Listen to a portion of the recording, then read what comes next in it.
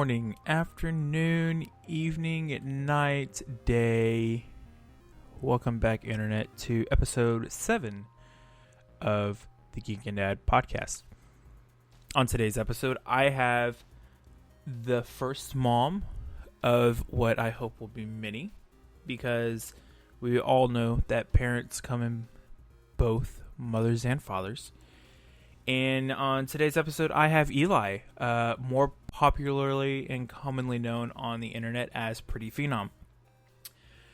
Ph3nom is working to build up her Twitch and YouTube channel on the side while being a mom and wife first and foremost. This episode is awesome. We get some great bits about why she is the way she is on the internet, which is just nothing but pure positivity. So I'm just going to leave it at that. Thank you for listening and enjoy this conversation with Pretty Ph3nom. Welcome back to the Geekin Dad Podcast. Today I have our very first Geekin Mom on the podcast. She is properly known as Eli. However, on the interwebs, on Twitch and Twitter, she's known as Pretty Ph3nom. Ph3nom, how you doing this evening? I am fantastic. How are you? I am better now that we got that introduction right. That was a great introduction. I really like it. Yeah, y'all will probably not hear the first one because that is the magic of editing. As you know very well, because you've got Twitch and you've got a YouTube channel. Yep.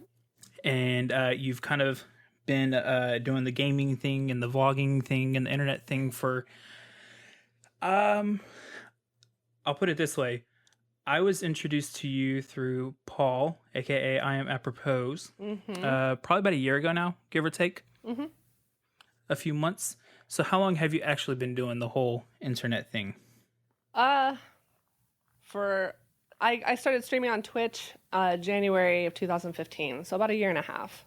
And then started my YouTube channel and Twitter and everything all at the same time, but only recently have gotten serious about the YouTube, trying to vlog and put more content on YouTube. But have consistently streamed for about a year and a half so far, and it's been a lot of fun. And you're working on your road to partnerships still, correct? Yes, sir. That's awesome. Yep. So you have, I want to say I've seen 2 kids on the vlog, or 3? I have 3. 3. And how old are they? My oldest is 8. Then I have my son, who is going to be 7 in a couple months, and then my youngest will be 4 in next week. Oh, that's exciting. Yeah. So we got 2 and let's see, 8 is 3rd grade, right? Yep, 3rd, 2nd, and then 3rd, 1st, pre-K. and preschool. Yep. 1st. Oh, gonna Yep. be 7. Yeah.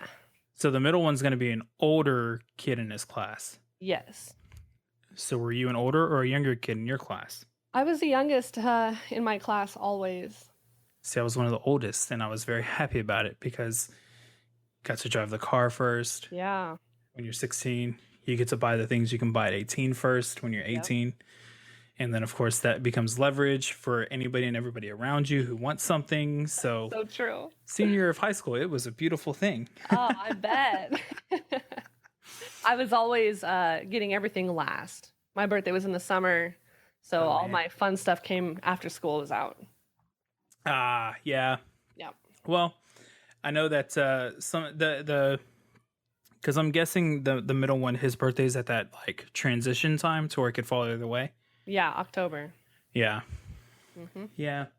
It's always fun to see what parents decide to do. Do they decide to like just get them going early, or do they make them wait until they're older?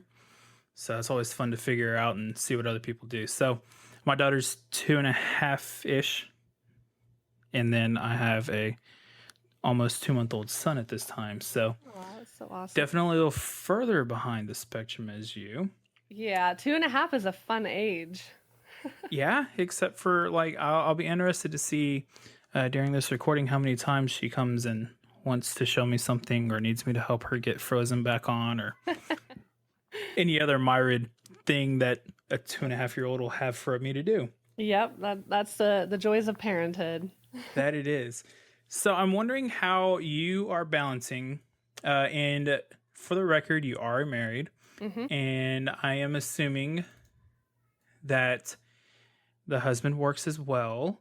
Hmm? And so I'm guessing that this is more of the streaming and YouTube thing, and just the online personality life is a bit more of a passion project. It is. So how are you folding in the balance of making sure that you're not letting that be too much of what you do versus taking care of the kids versus, being a wife and everything that's associated with being a spouse in any shape, form, or fashion? Well, So how are you balancing all that? I have a lot of support. And my kids, I'm pretty on point with having a schedule. So they know at 7:00 that's their bedtime, and then at 8:00 I can start streaming. And of course, if anything comes up, of course, the family life, mom life, kids, all that stuff, that all comes first. Absolutely. But I'm really able to have been successful this past year and a half with managing the time because of the support that I've had at home. And my kids are, they're very understanding with streaming, and they love watching the vlogs and whatnot. So keeping to a great schedule, letting the kids get used to that a long time ago. And now it's pretty simple. Just making sure I manage my time throughout the day. I like to try to shoot a video in the morning, edit it throughout the day, do the family and mom thing in the afternoon and evening, put the kids down, and then I come into my office and finish up some editing, and then I start my stream for a couple hours. And after I shut down my stream, I go back to editing, do back-end stream work, whatever, and then schedule my vlog to come out the next morning at 8:00 and go to bed, and then do the same thing all over again the next morning. So it's really all about the time management, and then plus, of course, all the support that I have with the kids and, everybody who's been helping me out this year and a half that we've been doing this. Mm-hmm. And so I'm wondering, two of your kids are definitely old enough to really appreciate and enjoy the games. Yeah. How often do you get to play games with them, or do they even enjoy that kind of stuff? Oh yeah, we're a gaming family, so we game every day together. Their big game right now is Minecraft, and my 4-year-old, she'll be 4 next week, but she's an expert with the Minecraft on Xbox. So we have a few extra Xboxes, and they all log in together, and we will play games for hours, after work is done and stuff. And on the weekend, we all game together. And Minecraft is the main game. Once in a while, I'll let my son play Battlefield. He loves to play Battlefield or Battlefront. He likes the first-person shooter games. Yeah. So he likes to play those kinds of games. But all 3 of them really enjoy playing the Minecraft. And that's some of your earlier content on YouTube, is the builds and stuff on Minecraft. So I see where it comes from now. Yeah. So I'm wondering, with the Minecraft and all that fun stuff, have you heard about the Minecraft education stuff that's been coming out recently?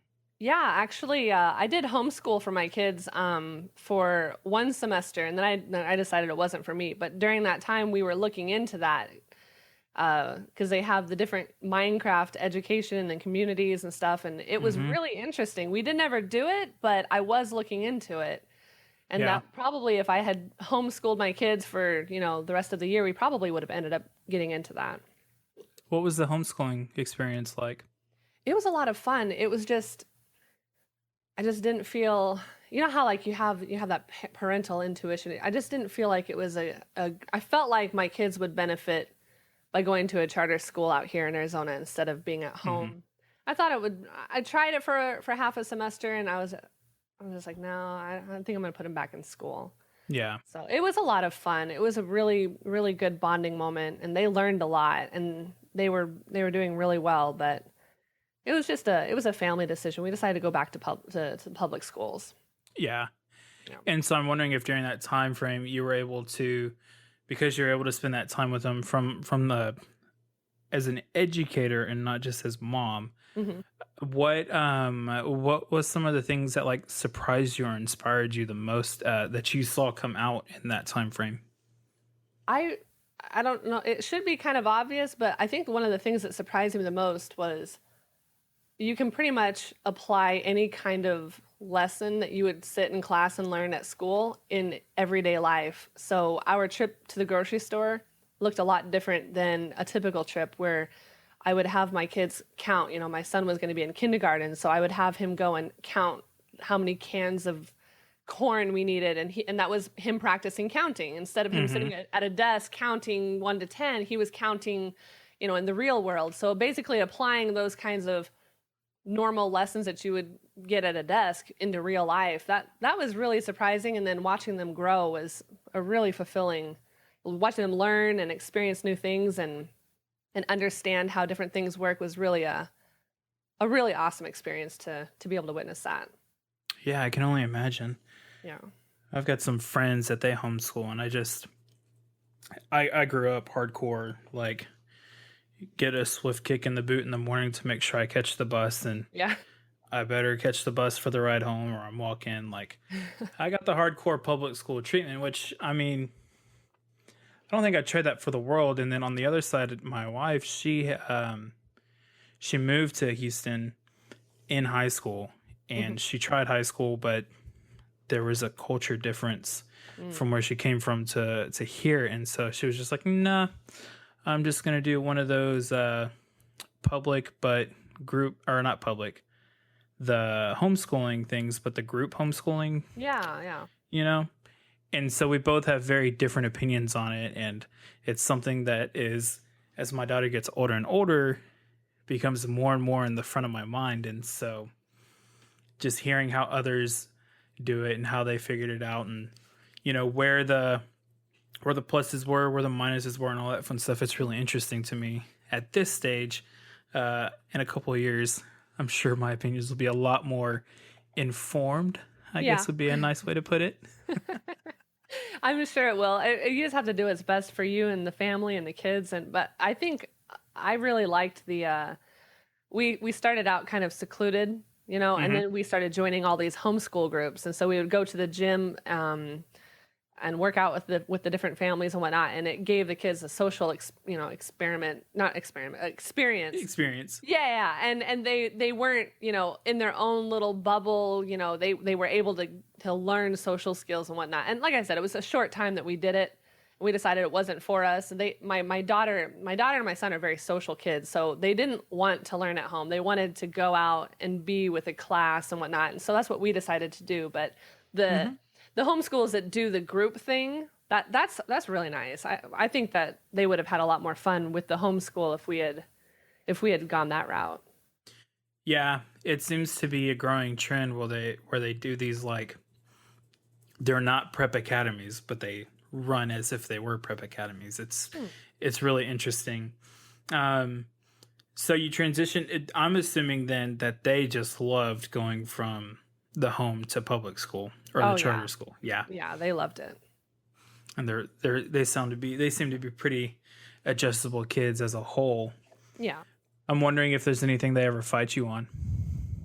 As far as school or changes that happen, like, because some kids might be super upset to go from a homeschool setting where they're with mom all day to a public school setting where they're not with mom all day, depending on the relationship and things like that, right? So school or anything otherwise, because it sounds, the picture you're painting is that they are just the most amazing kids in the world, which all of our kids are. But there's always the but. Well, you know what I mean? No. My kids are, they're great. They're great kids. But yeah, they do fight me on some stuff. My son really did not want to go to public school at first. But then he had, like, the best kindergarten teacher, who is now also his first grade teacher, and they have the best principal. And I went and talked to my daughter's third grade teacher this year, and just wanted to make sure I felt really good about the whole situation. And the school they're currently in it's a great school and great staff and everybody super friendly. And now what they really fight me on is, can we stay a little bit longer at school? Because they love it so much. I don't really, my kids aren't perfect, but, you know, they're pretty good kids, and they really enjoy the school time and especially their teachers. And it's funny because right now we need to get these things on camera, because when they're in high school and they're dreading it, we can be like, look, you started this trend, you better keep it going. Right. Right. What was the conversation like? Because I'm assuming that you're zoned for just like a random, well, not random, but a public school, like a normal public school that's not a charter school. So what were the conversations like discussing just going to the school you're zoned for versus going to the charter school?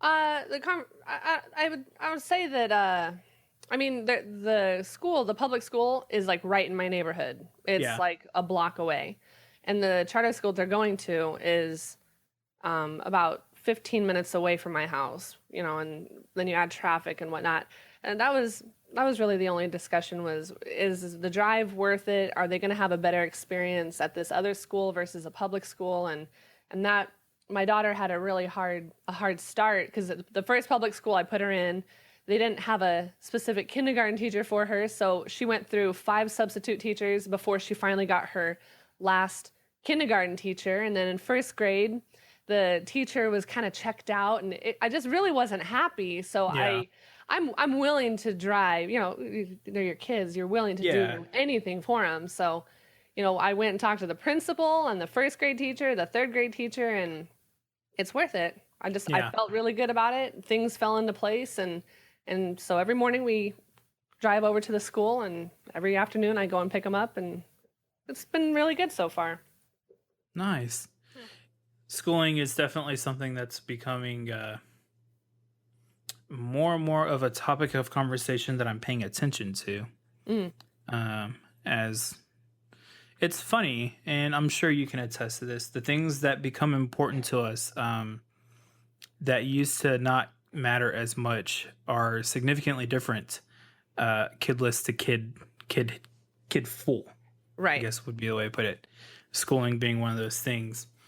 Are there any other things that you've done that might be considered quote unquote against the grain as a parent? For example, with my daughter, we did cloth diapers. And you know, cloth diapers are one of those things that when you pull out this backpack that has these real big looking diapers, and then like you're using cloth wipes, and then like when you're at the changing table out in public and you have this like semi water resistant bag that you put all the dirty stuff in, and then you got to wash it. And like when you tell people that, they just look at me funny. Like, is it really worth it, man? And are you sure it's clean? But they're amazing. So that's one of those things that's like quote against the grain. Have y'all done anything else that would be considered against the grain? I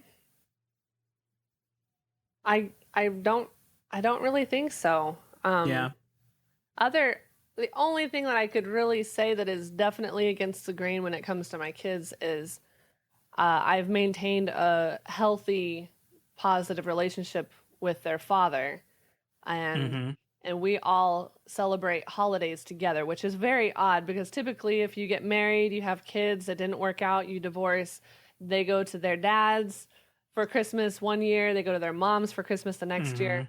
Well, that breaks my heart. And so when things didn't work out, I told my kids, they were really little at the time, but I did promise them, I was like, I will never say anything bad about your father or your parent, your grandparents or whoever.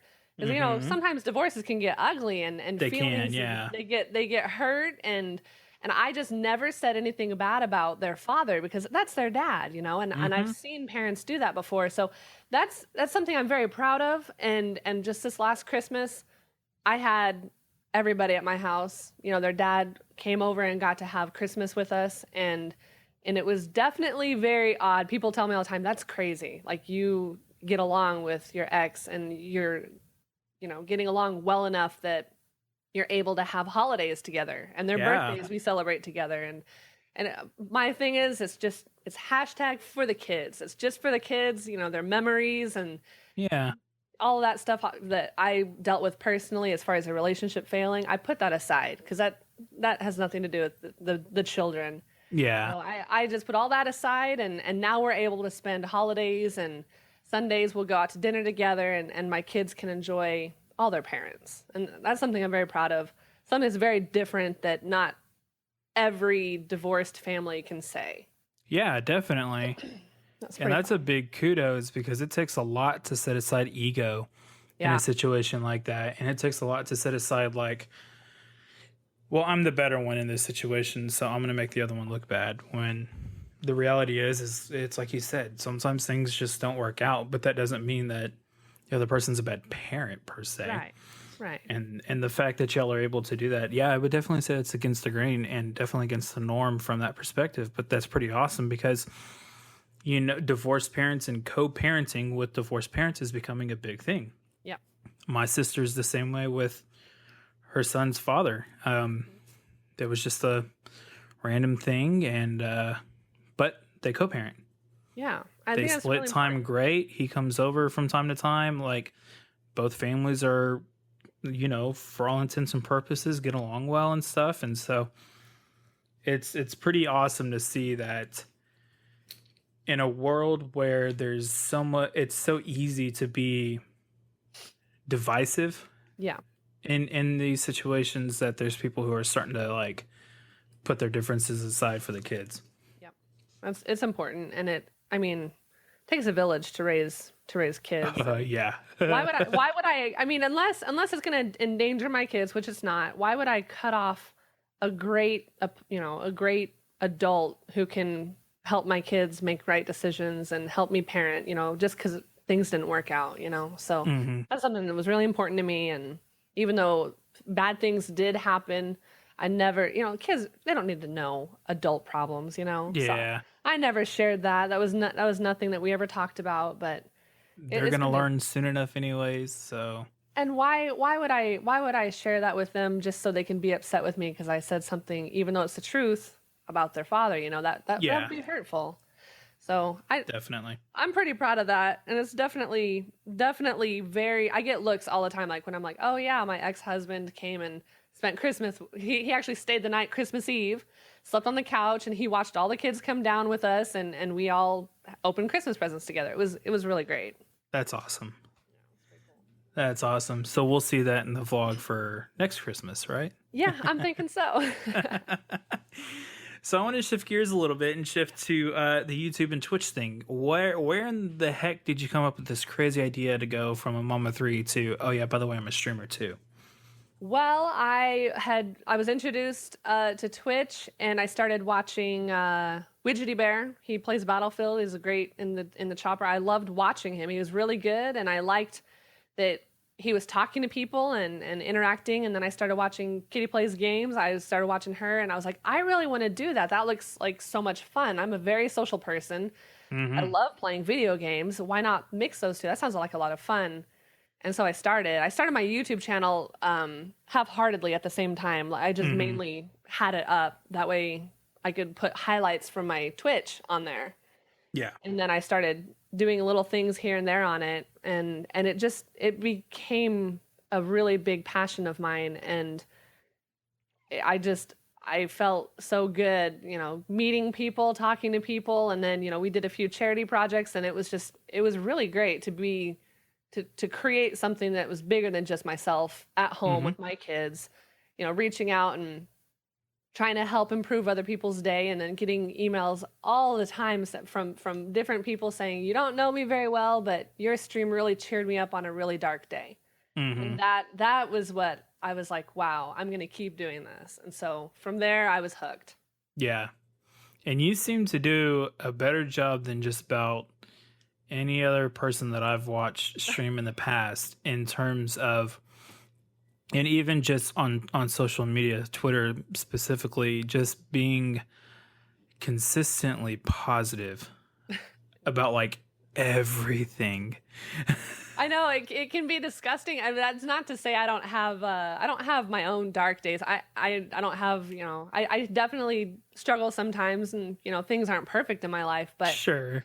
You know, it's just really important to me. I mean, you can choose happiness. I've seen some people who literally have nothing, and they come from nothing, and they're not privileged at all, but they're like the happiest people. And that's because they choose to be happy. And I just was like, okay, I want to help bring positivity and light into as many people's lives as I can.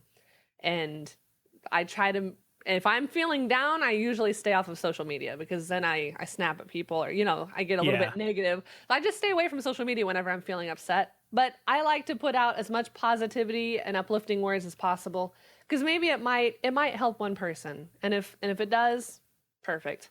I feel good about that day.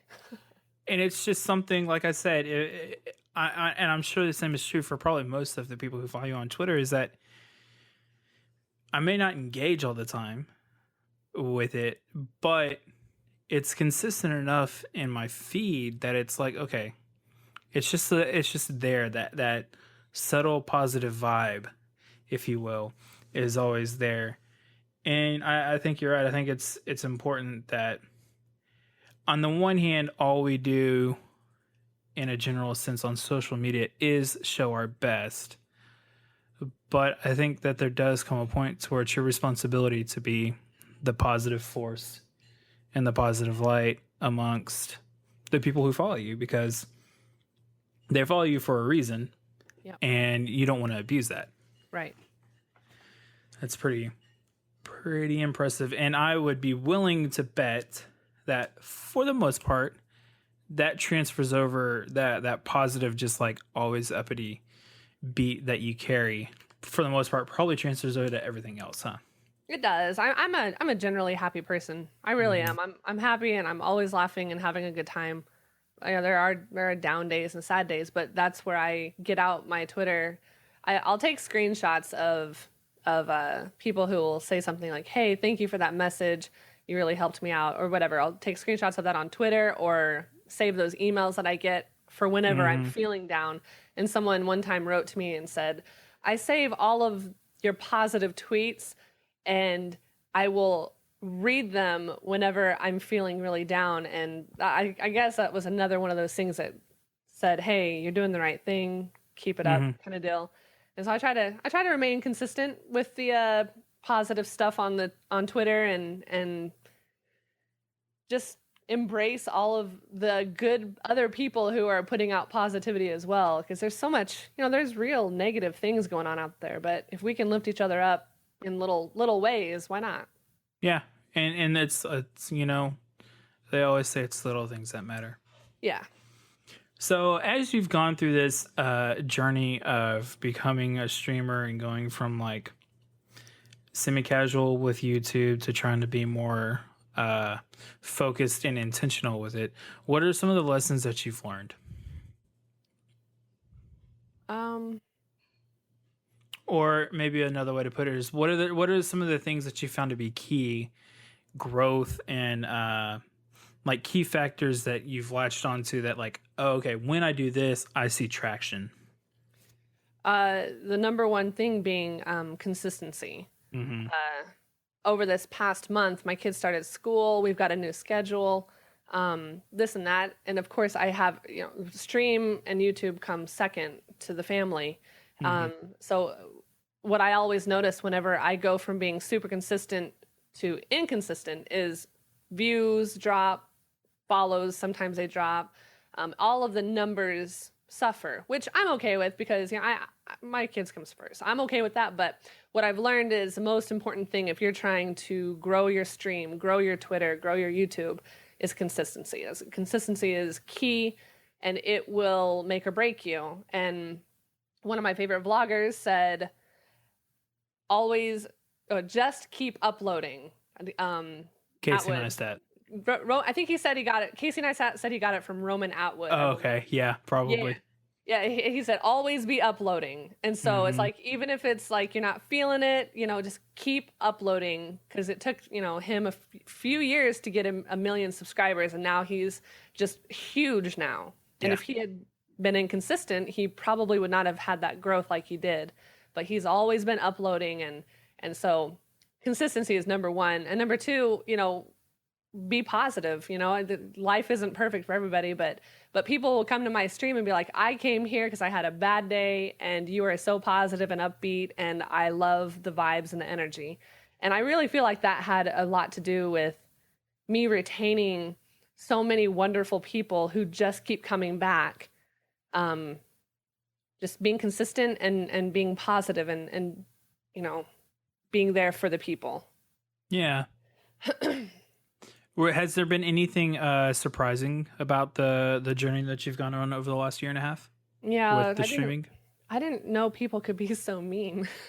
that was my first surprise. I was like, wow, people are mean. Like they can say the meanest things, and that was surprising, and it was really hard at first. And then I realized it's not me, it's them. They're having a bad day, or they're having a bad year, or they're just unhappy with their life in general. I'm not that terrible. But that really was surprising to me, that people could say that, you know, different things that they would say, and I'd be like, man, that was just not nice. I'm surprised. You talk to your mother with that mouth? I know. I'm just like, man. Do you think it started up a little quicker for you just because you are a woman? I think it was because I was nice. I was too nice in the beginning. Now I'm a little bit, I can dish it back pretty quick. Yeah. Now I'm not like, oh, you said something mean to me. Okay, guys, I have to shut down my stream and go cry. No, yeah. I don't do that. Like I did that a couple times in the beginning, but you know, I was like, I can't be a baby about this. I've got to toughen up, and I've got pretty thick skin now. So I don't know if it's because I'm a female, but I would say it was probably because not only am I a female, I was super nice at the time, but now people don't really say anything mean to me. Not usually anyway. And the good thing is that you've gotten to a point now to where chat can take care of that stuff pretty quickly too. Another thing that surprised me was the generosity, the support, the kindness from people. That's polar opposite. I was very surprised about how mean people could be who don't even know me. But then I was also surprised at the exact same thing. People don't really know me. They haven't met me. I haven't shook their hand. I haven't had a face-to-face conversation with them. But they're so supportive. They'll share my stream. They'll bring in their friends. They'll give me shout outs. They'll raid my stream. People will donate their own money to my stream. And I used to cry over dollar donations, and it still gets me. Like, I will shut down my stream and be like, people gave me money. Like, that is insane to me. You know, I mean, money that they worked hard for. And it blows my mind, the kindness and the generosity and the actual good that people have in them. And those two things are the two biggest things that surprised me. Was some people are mean, and some people are just incredibly generous and kind and awesome. It's kind of a perfect representation of the internet in and of itself, huh? Yeah, it really is. So where did this just like gratitude that you have come from? My mom and dad. Yeah. Yeah. They taught me that I'm not entitled to anything.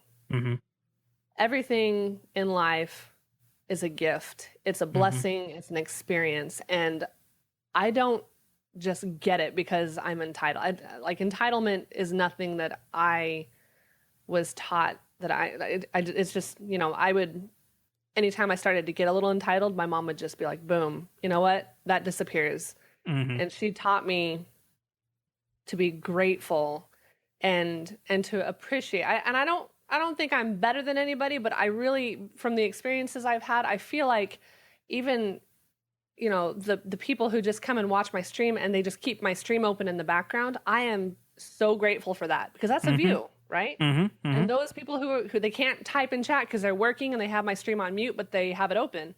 Thank you. Like, that's amazing. And so I was taught to be very grateful for every little thing. And my family, we weren't well off when I was younger. My dad worked, my mom worked. They were hardworking, good people. But, you know, we came from very humble beginnings. And I know that at any point, anytime, it could all be taken away. So as long as we're going, I am so grateful for the people who lurk, the people who retweet my stream, who chat in my stream, donate, host, all that stuff. I try to make it a point every night before I end my stream to thank everybody, because I don't want anybody to think that I deserve it. I don't deserve it. I'm just grateful for it. How do you pass that on to your kids And how are you passing that on to your kids? This is probably the better way to ask it. One of the first few words that my kids learned was thank you. And I like to tell my kids, they're very involved with whenever we buy school clothes. I explain to them when I was young, I pull the mom thing. When I was little, when I was your age, I didn't get this stuff. Like, I had to wear shoes from Goodwill because my parents were struggling that much. My kids don't have to do that. They get to buy brand new shoes. And my kids are also very grateful because we talk about it and I share with them. Some family, like my daughter, this past Christmas, we sponsored a family for Christmas, and she was so shocked. She was 7 at the time. She was so shocked that some families and some kids don't get Christmas presents. And that was very important to me to tell her, we're going to go buy them gifts so they have something under their tree. And she walked into the house with me when we brought all the stuff over, and they didn't have any presents under their tree. They had been struggling, and she asked me when we got in the car, how come they didn't have any presents? I was like, the presents that we brought them is all they had because they're struggling. Not all families get, extravagant gifts or even a couple of gifts. And that's been very important to me to make sure that my kids are grounded and down to earth, and that they're also not entitled and they don't take things for granted. And anytime I feel like they're starting to dip into that, oh, that's mine, I'm entitled to it, I snap it out of their hands pretty quick. Keep them grounded. Yeah. Did you, when your kids were little, did you teach them sign? No. I started to with my daughter, but no, I didn't really pursue that. I only asked because with my daughter, we taught her sign language as early as she could do it. And whereas you some of the first words you taught your children was thank you. I found it very interesting and not even intentional stark contrast in that, of course, to put context, she wasn't talking yet and she was only breastfeeding. But some of the first things that we taught her in sign language was more please. And in the context of teaching your child how to tell you that they're hungry, that's one thing. But then if you kind of zoom out to what are what could the ramifications be on a mindset and how I teach my daughter and how I raise my kids. Like it's a very interesting just contrast that just immediately was like, bam, right in front of my face. That's very interesting. Yeah. It's funny the insights you find when you're talking to other parents. Like, it doesn't matter if they're a parent of a couple-month-old kid for the first time or if they've got grown kids and out of the house and they're on grandkids. Like, it's like you said earlier, it takes a village and there's so much to learn. Yeah, that's very true. Speaking of learning, were there any books that you read? Like go-to books? Yeah, like parenting books or anything like that. Yeah. No, I had that typical mom book. I don't even remember what the title of it was, but I really didn't follow it because I found that my child was nothing like the child in the book. And I could learn more about my child by experience, and then of course asking my mom and my grandma, hey, she's doing this, what do I do? Oh, you used to do that as a little kid and here's what we did. Okay, cool. So I never really read any books with the mom stuff. You mentioned grandma. Do you have one of those 4-generation pictures lying around the house somewhere? I do, yes. Those are the best, aren't they? They really are. They're very special. I'm fortunate enough to be able to have a 5-generation picture. Wow, that's exciting. Yeah. When I was a baby, I was the 5th generation. And then now on my mom's side, and then now that I'm a dad, my kids are a 5th generation, and I'm put smack in the middle, obviously. So, wow. Yeah, those are fun. Those are the pictures that it's like, okay, those are the cool ones to frame and hang up because that doesn't happen that often. Yeah, I mean, even 4 generations doesn't hardly happen at all anymore, it feels like. So, Yeah. yeah, it's pretty cool. Yeah.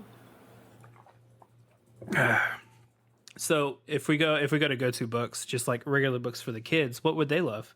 And what do they love now? They love all the Dr. Seuss books. Heck yeah. Those are the best. They're fun. They really are. They love all the stories. I've almost got Footbook memorized.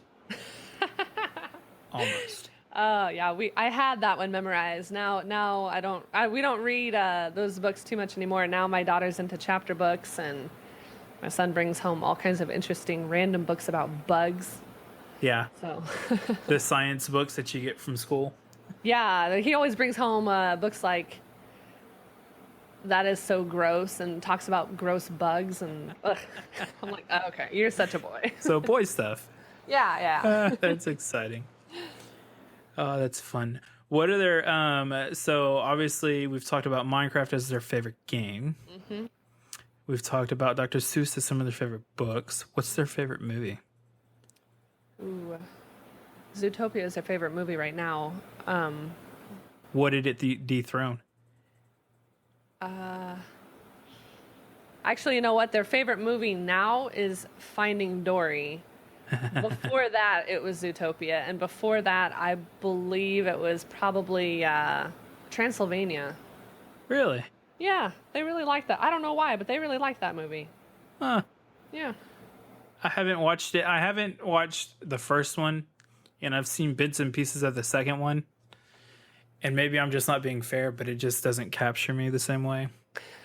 I don't know. But Zootopia, I really enjoy that movie. Oh, me too. That was, I really enjoyed that one a lot. It's too fun. Did you see Finding Dory? No, I haven't yet. Oh my gosh, that's a great one too. Well, the reason why I haven't seen it yet is because the one time I tried to take my daughter to a movie this year, it was during the, you know how during the summer all the local theaters have their like weekly kids free movie thing? Yep.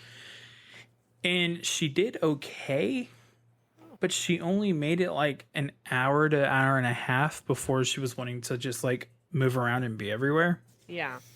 And so I wasn't going to take her to a movie that people actually paid money to see. That's good. Because I didn't want to be that guy. Yeah. Because I would want to stay and watch the movie too, because I know I'm going to like it, you know? And so it's like, well, no, I just won't do that. Yeah. They're too, even my 3-year-old, we took her to see Zootopia, and she was like, halfway through the movie, she was like, okay, I'm ready to go. Like, Yeah. let's go play. Yeah, exactly. Like, this is great and all, but let's do something else. Yeah. But if I put especially Frozen or Nemo or Zootopia or, you know, what have you, if I put that on my iPad or the TV, she'll sit and watch the whole thing. Yeah. Without a problem. Like, Maybe it's because it's at the movie theater, and there's so many things that she needs to explore. probably. Versus home, she knows what's going on everywhere. iPad is good. Yeah, that's probably what it is. Maybe. We're going to go with that. It sounds good. Okay. So what were some of the bits and bites of advice that you got that ended up being a complete just like waste and worthless? As far as streaming or family? Both. As far as streaming, don't try to please everybody, ever. People will come into the stream and say, why are you playing this game? If you've been playing Call of Duty and now you're playing Minecraft, people will be like, I'm going to leave your stream if you are going to keep playing Minecraft or whatever. Don't try to please everybody. Do what makes you happy. As far as parenting,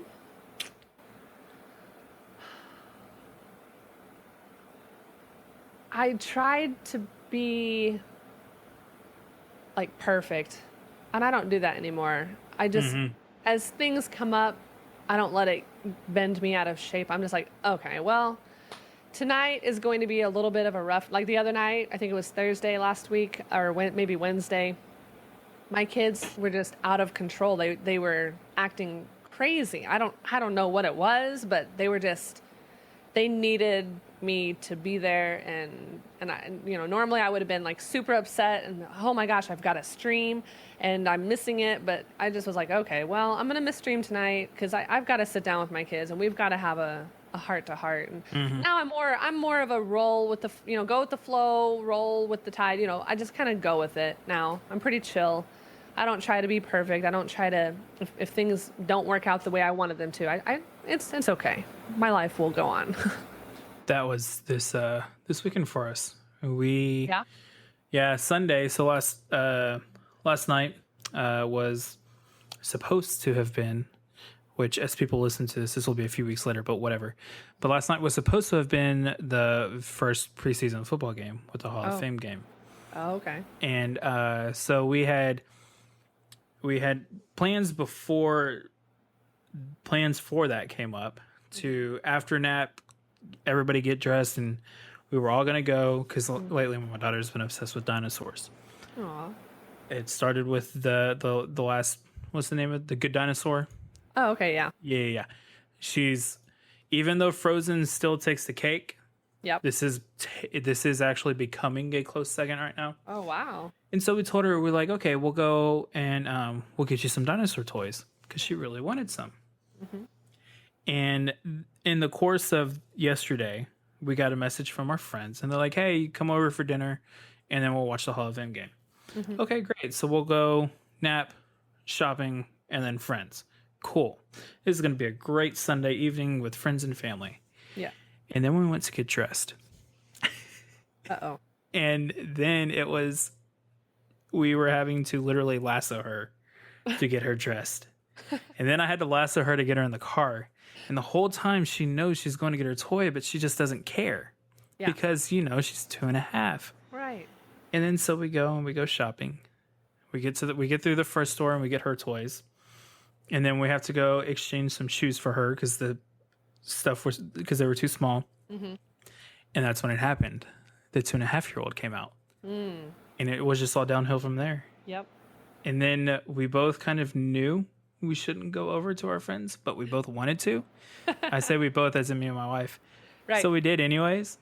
Oh, and man. It just continued to go downhill. And it was just like, oh my gosh, lesson learned. Just go with the flow. If you need to go home, go home. Yep. Yep, that's a hard. It's so difficult when you want to do something and you know that if you go ahead and you do it, it's just going to be terrible anyway. Yeah, it's like it's like there's that regret of like you're doing it almost selfishly. Yep. And I have found that if I do anything from a selfish perspective nowadays, especially since having my second. It's like amplified in the ramifications that it has, because if I do anything selfishly, say for example, I'm going to play Overwatch with some friends. Yeah. Well, the friends that I play with, half of them live probably around the corner from you in Arizona. Oh. Because they're in like Glendale. Oh, okay. And there's only like one major city in Arizona anyways, so, but so of course that puts them 2 hours behind me. Yep. So I'm like, okay, well that's great. So it's good from the standpoint of I can get the family down and everybody in bed and then I can play. But then it's bad because I end up staying up until like 2 or 3 o'clock in the morning. Yep. And then I have to get up the next day and then it's just drags. And so like those like, oh, I just want to have a good time, selfish moments, they can come back and significantly bite me in the butt. Yep, that's true. I've been there. I've been there many times. But sometimes you got to do what you got to do. Yeah, sometimes it's worth it. Sometimes. Alrighty, well, I guess we can call it at that because I am all out of questions. Okay, awesome. And you have given some pretty awesome answers, especially with the gratitude thing. That's going to stick for a while, not only with me, but probably for the listeners too. So that's some amazing stuff. Thank you. That's exciting. No problem. Yeah. And so for anybody who doesn't know you, where can they find you? You can find me on Twitter is the best place to find me, and Twitch and YouTube. And we will put links to all that in the show notes. So what's your stream schedule usually? Just weeknights at about 8? About this time, 8 o'clock to 10 o'clock. Sometimes I go longer, but right now during the school year, I do about 8 to 10, a couple hours at night. Yeah, so. Cool. Well, you go stream. I'm going to go edit. And thank you for joining me. Thank you for having me. It's been fun. Thank you again to Eli for joining me in this conversation. And if there was one thing that you took away from this conversation, let it be that you just need to be positive when you're on the internet. And I'm just going to leave it at that because it's as simple as it is. Thank you again for joining me, Eli. It was a pleasure talking to you. And thank you, listener, for listening. If there's anything I can do to improve, I am always seeking feedback. You can do that any way you'd like, be it podcast review, hit me up on Twitter at Geekin Dad, find me on the internet at www.geekindad.com/podcast, where you can also find links in show notes for this episode, or you can email me directly, kyle@geekindad.com, if you would prefer. So thank you again for listening. I hope you all have a wonderful day, and until next time, geek on.